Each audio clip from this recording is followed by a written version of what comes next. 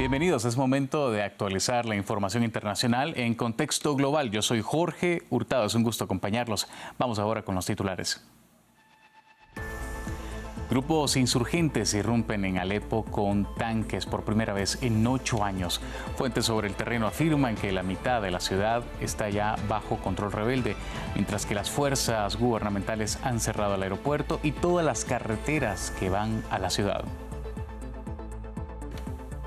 El jefe de Hezbollah, Naim Qassem, reivindicó una gran victoria sobre Israel en su primer discurso desde que entró en vigor el alto el fuego en Líbano, pero advirtió que el grupo está preparado para la guerra. Sobre el terreno, el fuego continúa. En México, el cartel de Sinaloa sigue sembrando terror en Culiacán, que atraviesa una nueva semana de violencia. Varias ciudades son escenario de homicidios, desapariciones y cuerpos abandonados. El gobernador de Sinaloa, Rubén Rocha, reconoció a inicios de semana que hubo encuentros entre grupos criminales y las autoridades estatales para, según él, garantizar la seguridad en ese estado.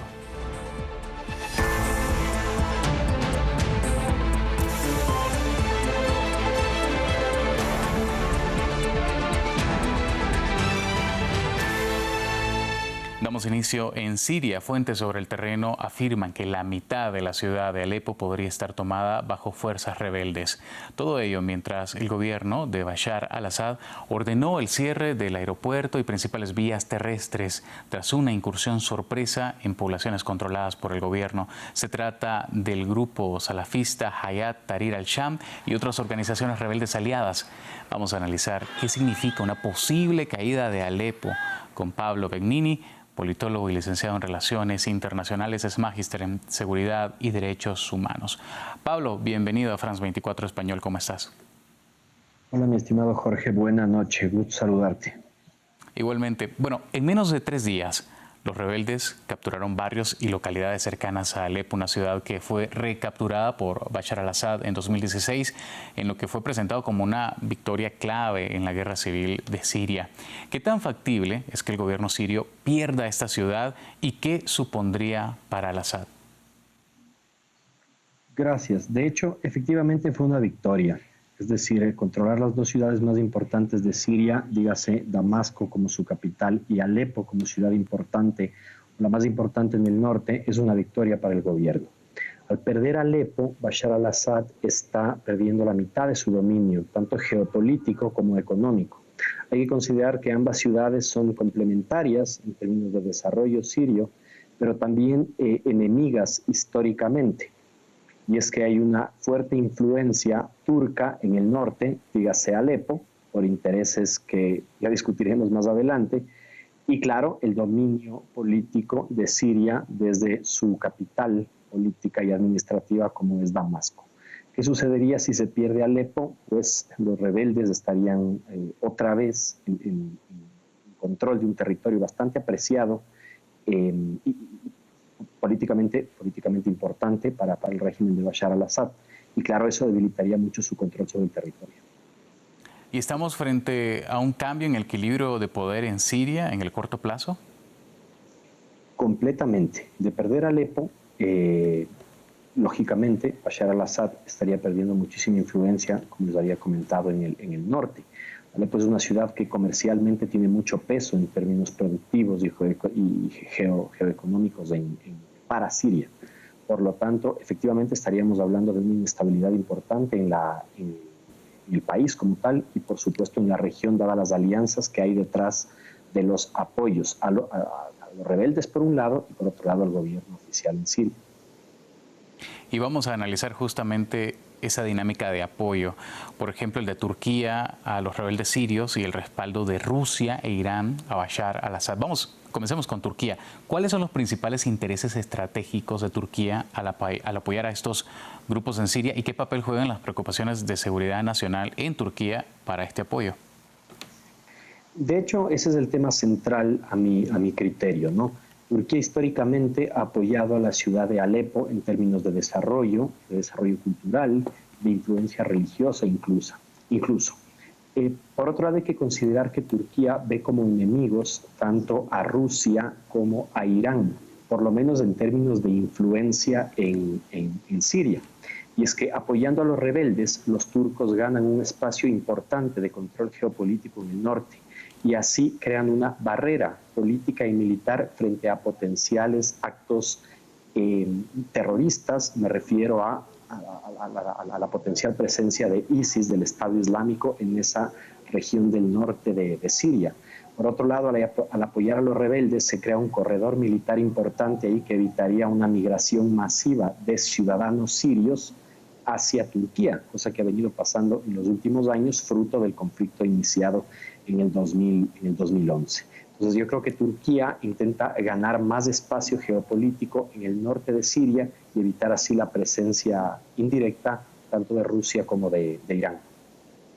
Ahora hablemos de estos otros dos actores importantes, Irán y Rusia, que apoyan a Bashar al-Assad. ¿Qué interés tienen ellos? ¿Se ha visto este interés menguado, su apoyo en los últimos tiempos?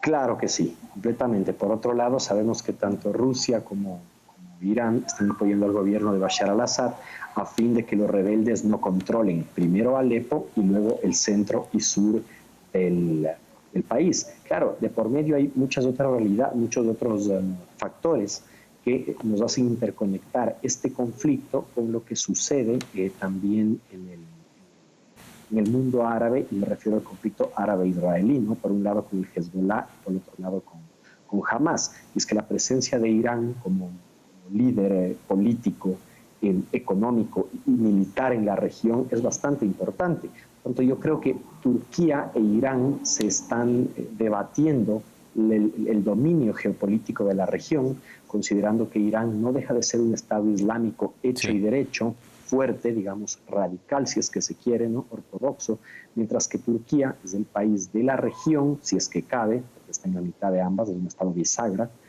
más occidentalizado. Por tanto, estamos hablando del dominio específico de la región y la influencia rusa, como saben, desde lejos, está librando un conflicto directo con Ucrania.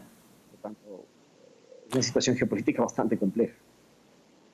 Pablo, me dice a producción que ya no nos quedamos sin tiempo, pero te quiero hacer una última pregunta, por lo cual te pido muchísima brevedad. ¿Cómo percibe el papel de otros actores internacionales, Estados Unidos y la Unión Europea, en este conflicto? ¿Qué papel juegan? Intento responder rápidamente. Sucede que Estados Unidos tiene una posición clara ahora mismo frente a los conflictos en Medio Oriente y me parece que hay una intención de pacificación general de los conflictos. Por otro lado, Rusia no ha actuado de la manera esperada y parece que ahora es un beligerante que es de armas tomar, literalmente. Putin tiene una posición bastante agresiva frente a lo que está sucediendo en el mundo y creo que esto enfrentaría a ambas potencias, hablo de Rusia y de Estados Unidos, eventualmente, por lo menos en términos políticos y esperemos que no en términos militares. La Unión Europea no tiene una incidencia directa todavía, pero la podría tener dada la dependencia energética que existe de la región, ¿no? En términos de combustibles fósiles y de gas, los gasoductos de Rusia. Entonces nos enfrentamos a un panorama bastante complejo y que está cambiando rápidamente. Pablo, muchísimas gracias por acompañarnos. Te esperamos en la próxima. Encantado, Jorge. Gracias. A ustedes. Vamos ahora a seguir ahí en Medio Oriente. Naim Qassem, líder de Hezbollah, calificó la tregua como una victoria divina y prometió cooperar con el ejército del Líbano para la reconstrucción del país. Pero el fuego se tambalea. Israel entró en una aldea del sur libanés y prohibió a los residentes regresar a sus hogares situados por debajo de esta llamada línea azul. Veamos. El jefe de Hezbollah anunció una victoria frente a Israel 3 días después de la firma del cese el fuego entre ambas partes. Naim Qassem se felicitó por las pérdidas militares israelíes, así como por el número de civiles que tuvieron que marcharse del norte de Israel. He decidido declarar como resultado de la batalla oficial y claramente que estamos ante una gran victoria que supera a la de julio de 2006. Ganamos porque impedimos que el enemigo destruyera a Hezbollah. Ganamos porque impedimos que aniquilara o debilitara la resistencia hasta el punto de que no pudiera actuar. Qassem explicó que el grupo aprobó el cese el fuego, que se implementará en coordinación con el ejército libanés, el cual tiene la misión de retomar el control del sur del país dentro de 60 días. Mientras los civiles libaneses desplazados por la guerra empiezan a volver a casa, el cese el fuego parece muy frágil. Desde ambos bandos amenazan con estar preparados para volver a la guerra en caso que desde el otro lado de la frontera se incumpla lo pactado. Nuestro papel ahora es permitir y hacer cumplir el alto el fuego.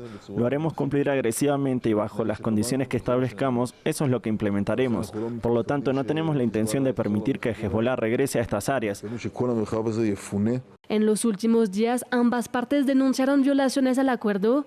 Este viernes, por ejemplo, el ejército israelí declaró haber efectuado un ataque aéreo en el sur del Líbano para responder a una actividad terrorista y al movimiento de misiles de Hezbollah. Según el medio Al Jazeera, Israel incluso ha apuntado a civiles en el sur del Líbano e impide a la población a volver a su casa con restricciones y toque de queda. La crisis de seguridad en el estado de Sinaloa, en el noroccidente de México, deja al menos 8 muertes violentas durante este viernes. La violencia entre dos facciones del cartel de Sinaloa deja homicidios, secuestros sin precedentes en la región y una crisis económica que golpea al comercio y a los consumidores. Los detalles los tiene Diego Pasani. La ola de violencia continúa azotando Sinaloa. Este viernes, varios ciudadanos, entre los que se encuentra un policía, han sido asesinados en la ciudad de Culiacán. Según las autoridades, 3 de las muertes se dieron luego de un tiroteo en un presunto local de apuestas. Al parecer, en un lugar de los que se les denomina jugada, y esta persona, ahí hubieron 2 muertos y un herido. Este herido fue trasladado al Hospital General y donde posteriormente nos informan que también perdió la vida. El estado de Sinaloa transita por una crisis de seguridad como consecuencia del enfrentamiento de diferentes facciones del cartel de Sinaloa, que luchan por el control de la organización al margen de la ley luego de la captura en Estados Unidos de Ismael Mayo Zambada, antiguo líder de la estructura criminal. Los enfrentamientos han repercutido en una crisis económica en la región ante el miedo de los ciudadanos de salir a la calle y quedar en medio de las balas. Las personas no pueden salir a trabajar libremente porque las personas no pueden realizar su actividad económica libremente, no pueden acumular capital libremente porque se encuentran en un constante peligro y eso. Según un informe del periódico local Noroeste, que contrasta las cifras oficiales con denuncias de desapariciones de colectivos civiles, desde que estalló la crisis el 9 de septiembre ha habido 474 homicidios dolosos en Sinaloa. A lo largo de los últimos 3 meses, las muertes violentas se han multiplicado por 3, como se puede ver en este gráfico. Octubre ha sido el mes del año con más asesinatos, con 187. A su vez, se reportan más de 500 personas desaparecidas o secuestradas. En lo que va de noviembre, ha habido una leve reducción de los indicadores de violencia. Sin embargo, las autoridades aún exhortan a la población civil a mantenerse en extrema alerta. Y en Georgia continúan las protestas en contra de la decisión del gobierno de suspender hasta el 2028 las conversaciones sobre la adhesión a la Unión Europea. Los manifestantes se volvieron a movilizar frente al edificio del Parlamento con banderas del país y del bloque comunitario. Hasta ahí llegó la policía antidisturbios, que usó cañones de agua y gases para dispersarlos. La presidenta georgiana expresó su apoyo a este movimiento pro-occidental. Cientos de empleados públicos denuncian la medida como inconstitucional. Este viernes también hubo manifestaciones en España, donde centenares de personas salieron a las calles de una treintena de las localidades más afectadas por la Dana en Valencia, un mes después del desastre que causó más de 200 muertes. Los manifestantes exigieron la dimisión del presidente regional Carlos Mazón, a quien acusan de no haber dado las instrucciones de alerta a los habitantes ni haber tomado las medidas necesarias para evitar las pérdidas humanas ni materiales. En un acto simbólico, los ciudadanos hicieron sonar las alarmas que llegaron, según ellos, demasiado tarde el día de la tragedia. Así llegamos al final de este informativo, pero quiero invitarlos a que vean nuestro siguiente programa, Aquí América, con nuestro compañero Martín Bustamante. Será hasta la próxima.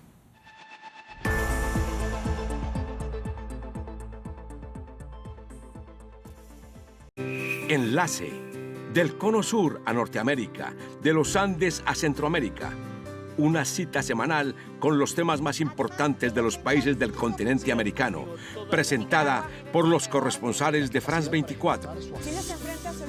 Enlace en France 24 y France24.com.